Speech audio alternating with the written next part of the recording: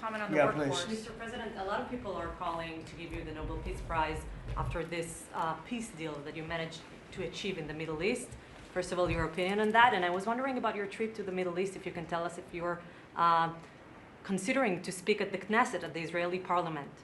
Well, they asked me to speak at the Knesset, and I've agreed to. If they would like me to, I will do it. It's the first time a president has ever done that, so that makes it very interesting, right?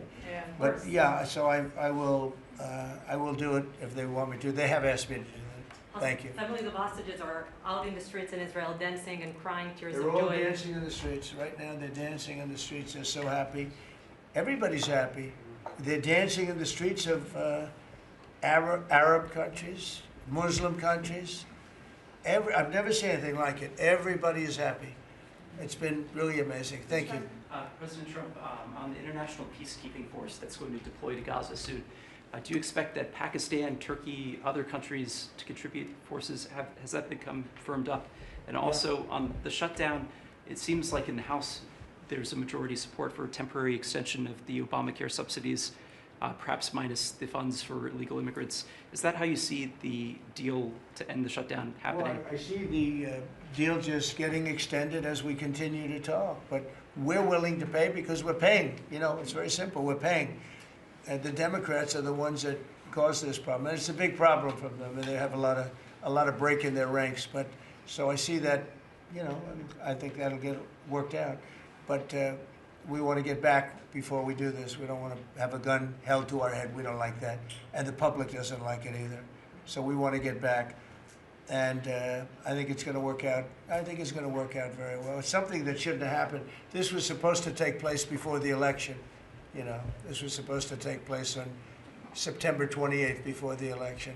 We shouldn't even be talking about this right now. This is actually something that shouldn't have even happened. Yeah, please. Mr. President, looking ahead, what guarantees Hamas disarms and that Israel doesn't resume bombing once the hostages are The first released? thing we're doing is getting our hostages back, okay? And that's what people wanted more than anything else. They wanted these hostages back that have lived in hell like nobody has ever even dreamt possible. And after that, we'll see. But they've agreed to things, and I think it's going to move along pretty well. But what is phase two? When does it I'm not begin? going to talk about that because you sort of know what phase two is, but there will be disarming, there will be pullbacks, there will be a lot of things that are happening. You know, I gave you a whole list of 22 different things that will take place. And I think it'll take place, and I think you're going to end up with peace in the Middle East. But we have to get our hostages back. And we weren't going to do it at the end. We're going to do it at the beginning. We said we want them at the beginning. We're not doing it. You know, we got the hostages back. We did, as a group with Steve and Jared and Marco and me and all of us. We got the hostages back. We got many of them back. Many, unfortunately, were dead. But we got many back that are now living with their families, with their parents in many cases, and with their husbands, families, wives. Many of them, they celebrate all over. They're the ones that are celebrating the loudest. They're all over. There are a lot of them that we got out. But the last 20, and I always said the last ones are going to be the most difficult. But it's been a very big deal getting the hostages out. But the rest is going to take place too. And can you promise Palestinians they will be able to stay? Well, they know exactly what we're doing. We're going to create something where people can live. You can't live right now in Gaza. The place is it's a horrible situation. Nobody's ever seen anything like it. So yeah, we're going to create better conditions for people. Yeah, please. Mr. President, excuse me, what kind of security guarantees is the United States going to make for Gaza? Well, we're going to work with very wealthy countries that love people, frankly. I know them very well. They love people, but they love Arab people, and they love Muslims, and they love, I think right now they love everybody, and they're immensely wealthy, and they're going to be involved in putting up money, and for them it's a small amount of money. For somebody else it's a large amount of money, but you know, these are the wealthiest countries in the world, and they'll be very much involved in making it as good as possible. And what's your take now on a two-state solution, sir? Just to follow up on that. What is your view now on a two-state solution for the... I don't have a view. I'm going to go with what they agree to. Mr. President, given that there are some tough provisions for Israel in this agreement, Are you at all concerned that Bibi Netanyahu may not continue in his post? He may be deposed. That Bibi may go a little bit out of whack. That he may no longer be prime minister when this is over. Look, that's politics. It could be. I don't know. I think he's very popular right now. He's much more popular today than he was 5 days ago. I can tell you. Right now, I think maybe people shouldn't run against him. 5 days ago, it might not have been a bad idea. No, Bibi's become. This has been a very good thing. I don't think he did it for that reason. Okay, but I think just looking as an analyst would look at this, I think Bibi should be very popular right now. Yeah, please. What will happen if Hamas says that it cannot locate or was not able to find all of the deceased hostages' bodies within the time Well, frame? we'll have to see. I think that's going to be, it's largely been answered. We know where most of them are. Actually, the bodies are a bigger problem because some of the bodies are going to be a little bit hard to find. It's a terrible thing to discuss even, but you understand, we're all people, we're grown-ups, we understand life. Nobody can understand this stuff because this could have taken place, but we have the hostages for the most part, and so I don't think it's going to be overly big. The situation with the bodies, you know, they say 28. Some are going to be a little bit hard to find, but we're going to do the best we can. Yeah, please. If they don't find them within the time frame. Please. Thank you, sir. Regarding Jared Kushner's role in the negotiations, can you explain a little bit about why he came on at the last minute? And then in regards to the WIC program that the Vice President mentioned, do you know when the funding that you promised through the tariff revenue will actually go through to communities? Because there's reports that WIC providers are actually starting to close down today. Well, okay, let me just answer the Jared. So Jared's a very smart guy. He did the Abraham Accords. Some people say the Abraham, which I love the way that sounds, but he did the Abraham Accords. It was a great thing. 4 big countries joined. If I were president, if the election would have been a correct election, which it wasn't, you'd have every country in there. Maybe even Iran would have been in there, frankly.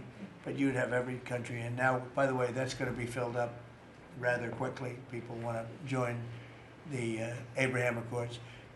And I put Jared there because he's a very smart person, and he knows the region, knows the people, knows a lot of the players. And the combination of him and Steve Witkoff and Marco and Cooper, who is, as I hear, has been fantastic, and others that were involved. JD was very much involved. I mean, we had a very smart group of people working. We had a lot of different players, different countries, and very diverse countries, very different from each other. They had certain things in common, but they had a lot of things, mostly things that were not at all common to their countries. So we had a very smart group of people. These are high IQ people. Okay, you know, I talk about how many low IQ people we have in our government. We got some real low ones, but some shockingly low.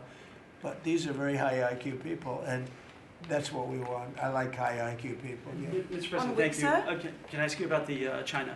You're meeting with President Xi. The Chinese have now set to put in new export controls on rare earth minerals, and they've stopped buying soybeans from the U.S. What do you hope to get out of that meeting now with President Xi? Well, we'll see. I mean, I just heard this a little while ago before we came in, so I haven't been briefed on it. The export. I mean, look, we have the ultimate export. We have import, and we have export. We import from China massive amounts, and you know, maybe we'll have to stop doing that. But I don't know exactly what it is. Neither do you. Neither does anybody. It's a little bit soon. I just heard about it. So Scott and Howard will figure that out, and I'm sure we'll be able to handle it. Can I ask you about the soybeans? What is the plan to help farmers? Is it direct checks? Is it tax? Have you sorted that out yet? Well, what happens with soybeans is we're going to see more and more, I think, opening up, and part of the reason that we'll be he's got things that he wants to discuss with me, and I have things that I want to discuss with him, and one of the things is soybeans. I had a great deal with China where they would buy $50 billion worth of our farm product and manufacturing and other things, but farm product. And it was going along well. Then when the election turned out to be a rigged election and we had the wrong guy get in there. He didn't do anything about it. I used to call up President Xi every 2 weeks, or I'd call up people in China, say, you got to keep going, you're not buying the amount that you agreed to. And this went on for, ever since we signed the agreement. It was a great agreement. So they used to do 15 billion, and I got it up to 50 billion, 50, and it was great. Then when Biden got in, they just never adhered to the agreement, and nobody in Biden's group, as you can imagine, did anything about it. So it just sat there for 4 years, and they didn't adhere to the agreement. And we, it's hard to go back after 4 years of nobody calling them, but I used to call them every 2 weeks. I'd say, you're a little low, or I appreciate it. Oftentimes I'd say, thank you very much, you are totally adhering to the agreement. But we had an agreement, they would buy $50 billion worth of our product, mostly farm product. And remember I said to the farmers, buy larger tractors and more land. And that's exactly what happened. They did well. But we do suffer. I'd like you to discuss that maybe for a second, Brooke. Sure. Very quickly, by the way. Yes, sir. But would you just talk about how Biden let us down? Biden, every single thing, every problem the farmer has is because Biden didn't do anything for 4 years. Go ahead. No, I think that's right. This president has been unequivocal in his support of the farmers. First of all, in term one, we worked on it so hard and opened up markets, but especially this term. But here's what everyone has to understand. The farm economy is in a very uncertain time. But that isn't because of the current trade negotiations, although certainly the China part is part of that. But we inherited a slew of issues. First of all, as the president said, when we left Trump 1, we had an agriculture trade surplus. When we came back for Trump 2, it was a $50 billion ag deficit. That isn't everything, that's just agriculture. The second part is the cost of inputs for our farmers increased on average between 30 and 38%, but that includes fertilizer, it includes fuel, it includes interest rates, it includes labor.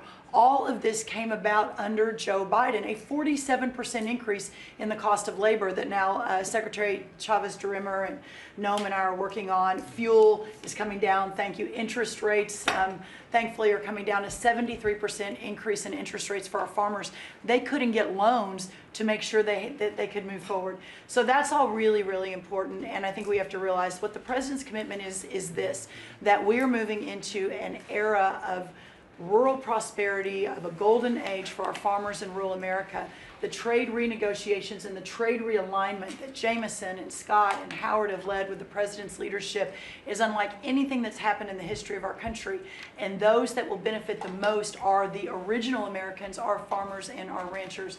The president has committed, if we need a bridge, he has talked about that to get us from the Biden years to the new Trump era. That's what we're working on every day. We've got to get the government reopened so that we can move forward on that. And once we do, we'll be able to move out a significant program to help our farmers. Long term, we have to change this hamster wheel of government. We've got to ensure that the farmers have the market to sell, and it's a national security issue and onshoring a lot of the food as well. Okay, So, sir, thank you. Thank you, everybody. I think that's enough. Thank you, press. Thank you, press. Let's go. Thank you. The country is doing very well. Thank you very much, everybody. Thank you, press. Still open to go out. Thank you. Thank you. Let's go, press. Thanks, guys. Let's go. Head out, guys. Thank you. Thank you. Right this way. Thanks, guys. Grab the camera. We can come back. You head out. Of course, check them out. Come on. You should. I know everything. Yeah,